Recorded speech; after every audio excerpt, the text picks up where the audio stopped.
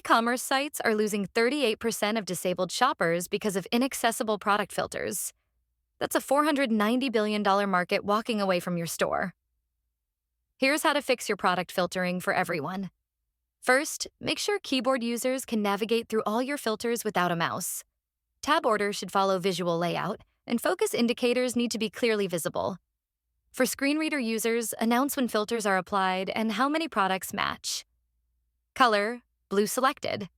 24 products match your filters.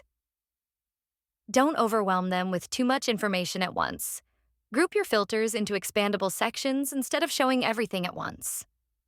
ASOS reduced cognitive load by 33% after organizing their 58 filters into just 7 categories. When no products match the filters, don't just say no results. Tell users which filters to remove to see products again and offer a one-click reset option.